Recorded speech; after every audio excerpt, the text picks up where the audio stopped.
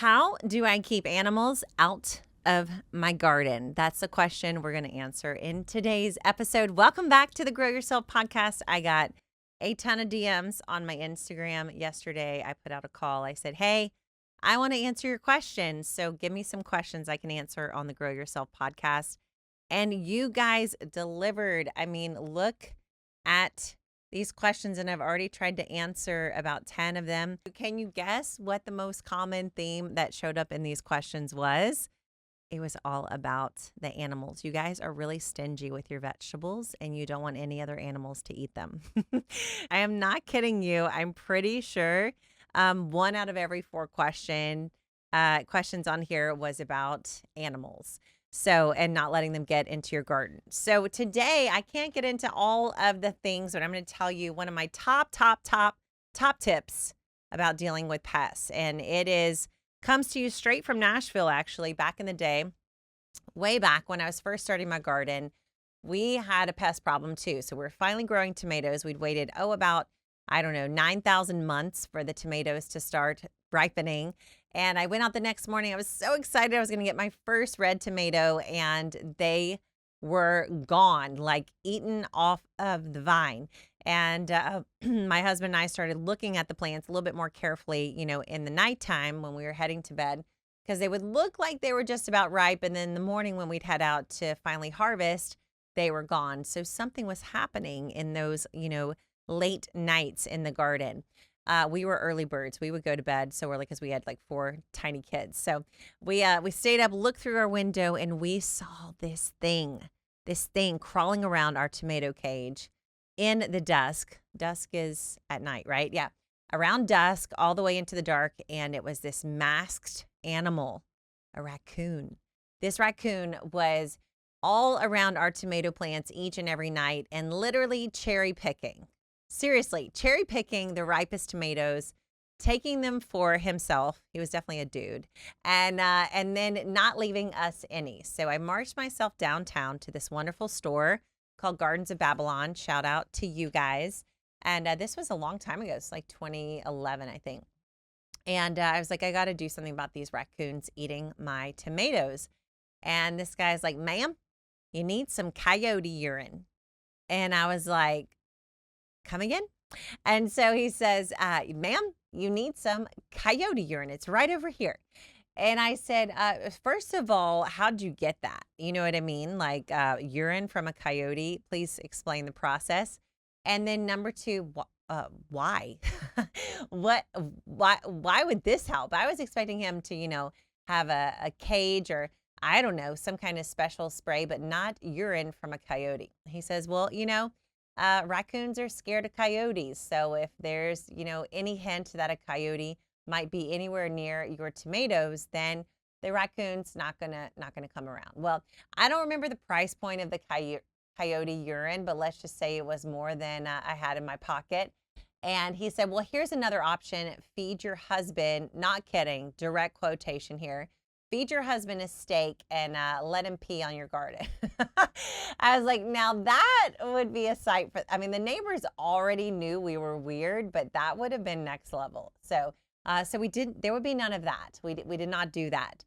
But this sweet man at the Gardens of Babylon, he taught me a lesson, which was, that everything that preys on our garden has a predator. And so this is what I call the predator tactic. And you want to think about whatever it is that's coming into your garden space, whatever it is you're worried about, whether it's deer or snails, something tiny like a snail or a slug, or really big like a deer, everything in between. And you want to ask yourself, what is its predator?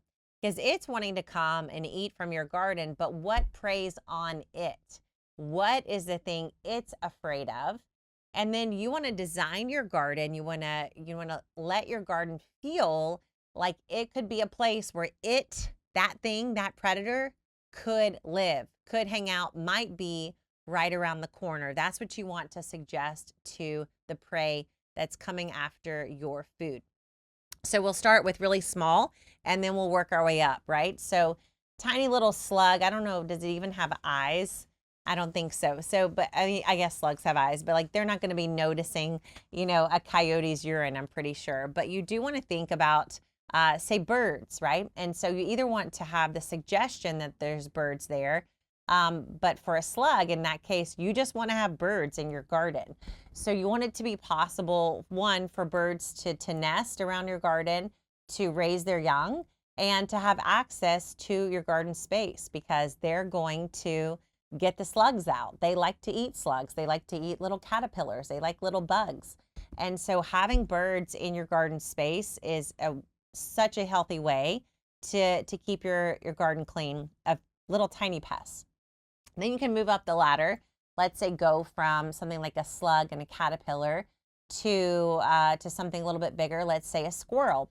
And so I've had loads of squirrels in my garden over the years. And one key way to keep the squirrels out is first just suggestion. So not having a really wide open garden space where there's no chance that something could be hiding. Okay, something can be hiding around the bend that would attack them.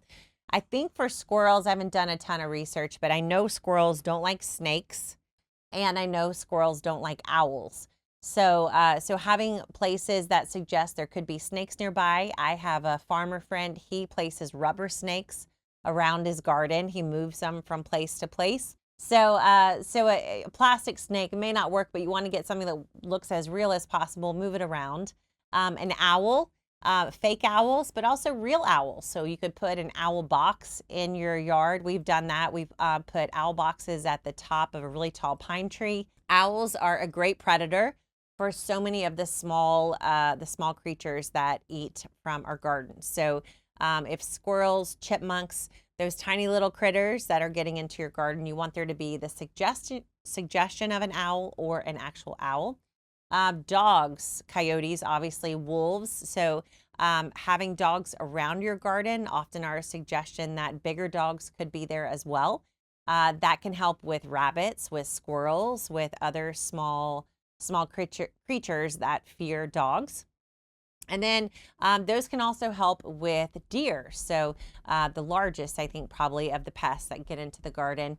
You want to either have dogs or have larger animals around the garden space that deer would be afraid of, or you want there to be the suggestion that those kinds of animals could be living in that space.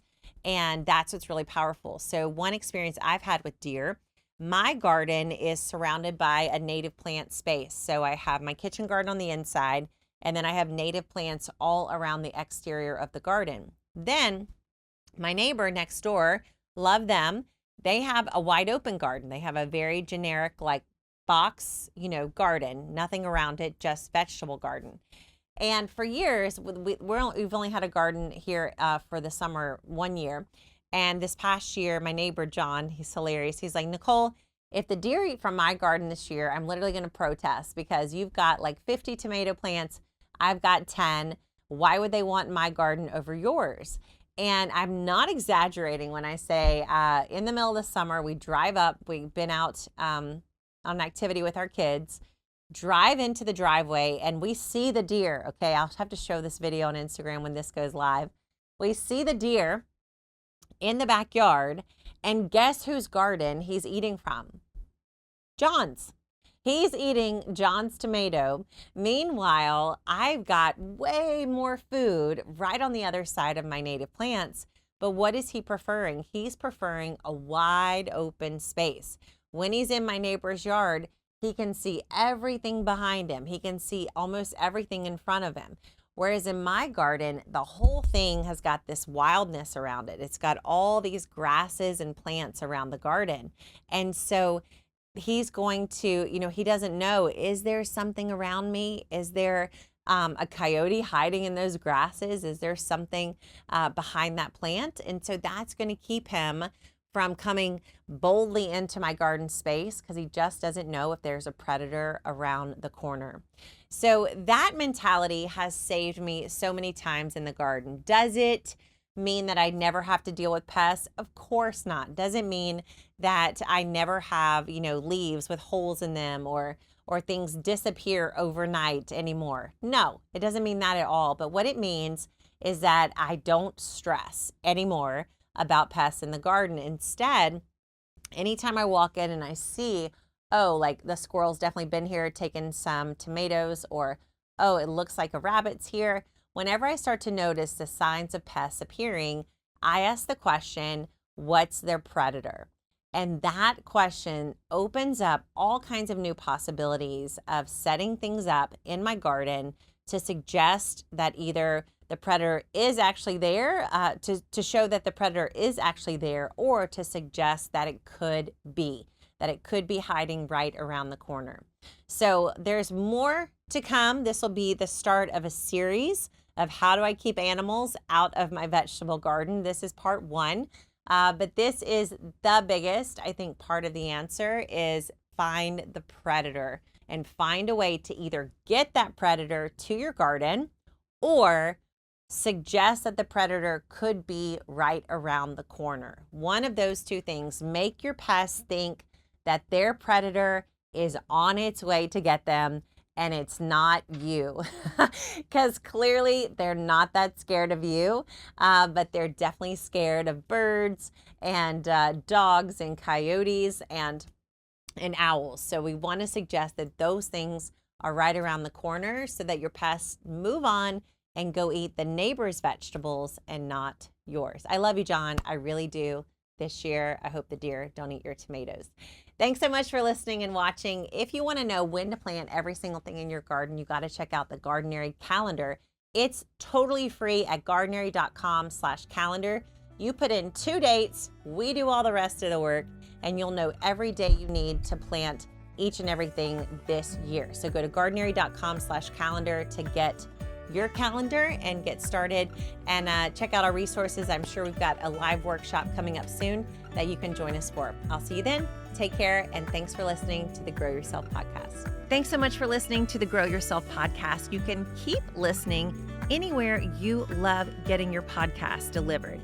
On Apple Podcasts, on Spotify, iHeartRadio, you name it, we are there for you. And if you want to read the notes and get our free resources to help you grow more, you can go to gardenary.com/podcast.